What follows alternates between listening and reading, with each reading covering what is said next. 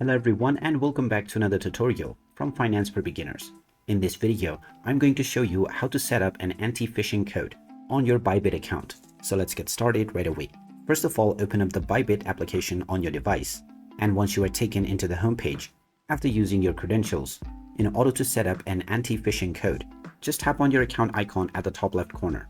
Then tap on security, or you can also tap on the gear icon at the top right and find the security option within. Now inside the security page, you will see the anti-phishing code option. Go ahead and tap on it, and now you will be allowed to enter an anti-phishing code. This is sort of like a password that will be included on all official emails sent from Bybit. This allows you to spot genuine emails and avoid scams and phishing. Just enter your desired code within the code box and then tap on confirm. Once you do this, all future emails and messages will have this code, letting you know that it is a genuine email from Bybit.